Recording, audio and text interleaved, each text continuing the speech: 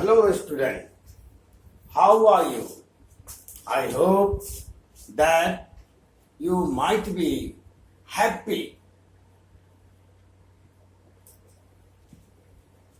because you are learning the things very well. आज आपको मैं बताने जा रहा हूँ बी कीपिंग, मधुमक्खी पालन। बी कीपिंग को हम लोग एपीकल्चर भी कहते हैं।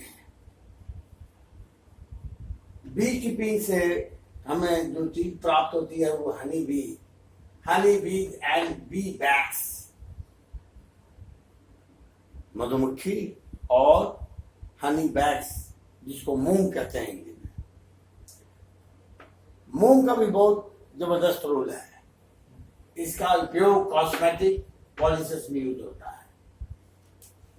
हनी बी का जो जूलॉजिकल नेम है उसका नाम है एपिस इंडिका। लेकिन मधुमक्खी पालन में जो जरूरत है वो है क्या? नॉलेज ऑफ हैबिट्स ऑफ बीज। मधुमक्खी कहां रह पाती है, उसका हैबिट क्या है।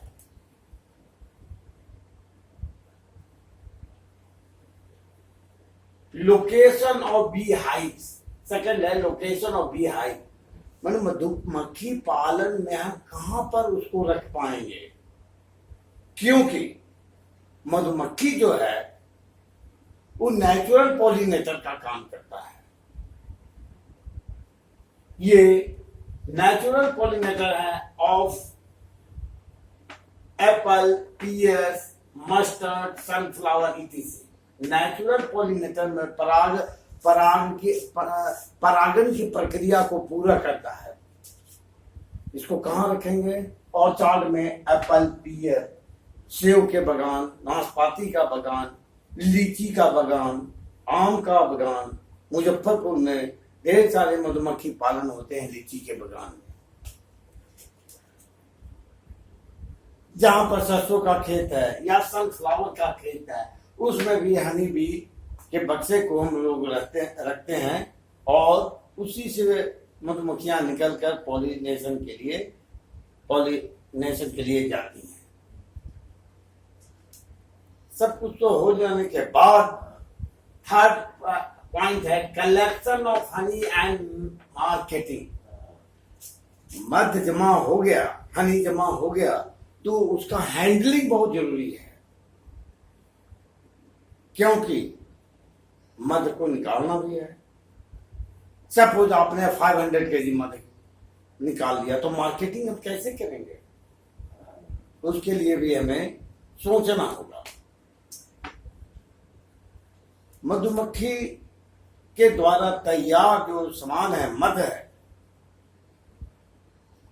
वो नेचुरल है, प्रकृति प्रदत्त है। इसमें कहीं कुछ मिलावट की बात ही नहीं है और it is a healthy diet. अब आते हैं हम फिशरीज, मत्स्य पालन। फिशरीज में क्या है? Catching, processing, selling of fish. Catching, मछली हम पकड़ेंगे कैसे? तो जो भारत का कोस्टल एरिया है, समुद्र का किनारा जो लगता है, उड़ीसा, आंध्र, तमिलनाडु, गोवा, मुंबई, ढेर सारे एरिया हैं। वहां के फिशरमैन क्या है, नाव के द्वारा, स्टीमर के द्वारा समुद्र में चले जाते हैं और मछलियां पकड़ के लाते हैं। तो क्या कैचिंग हो गया। प्रोसेसिंग, याद रखिए, मछली आंध्रा से सपोज बिहार आ रहा है या यूपी जा रहा है, जहां भी जा रहा है, तो प्रोसेसिंग में क्या है? मछली को धोने के बाद उसमें फॉर्मल्डिहाइड का छिड़काव करेंगे, आइस, बर्फ में डालेंगे और तब ट्रकों के द्वारा आंध्रा से बिहार आता है। My dear son, my dear son, आपको पता होना चाहिए मेरा एक वीडियो है कैंसर, फॉर्मल्डिहाइड इज कार्सिनोजेनिक। इसलिए कोशिश कीजिए कि लोकल मछलियां खाएं ताकि कैंसर जैसे बीमारियों का न्योता नहीं दें। कैचिंग प्रोसेसिंग के बाद है सेलिंग ऑफ फिश। फिश ही नहीं, क्रैब, प्रॉन, लॉबस्टर, ये सब भी मत्स्य पालन में आते हैं। इनका भी ढेर सारे भारत में भी डिमांड है, विदेश में भी डिमांड है। कुछ मछलियां जो हैं, जैसे हम जानते हैं कतला, रोहू, हिल्सा, मांगुर। सवाल उठता क्यों?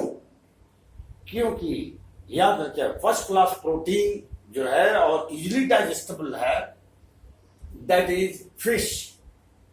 इसलिए फिश इंडस्ट्री में गवर्नमेंट ऑफ इंडिया का भी ढेर सारा सहयोग भी है। Next point, fisheries increase economic importance. Bharat के ग्रोथ के लिए फिशरीज बहुत बड़ा योगदान रहा है। We are exporting fish and fish product to foreign country to get foreign money.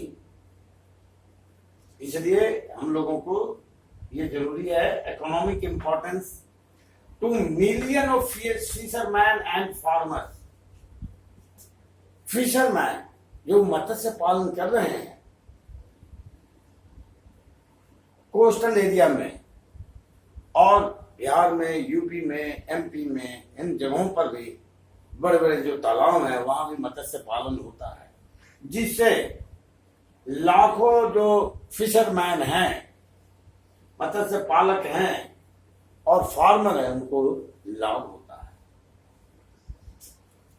If you like this video, please like it and subscribe, ताकि और अच्छे वीडियो मैं बना सकूं। धन्यवाद।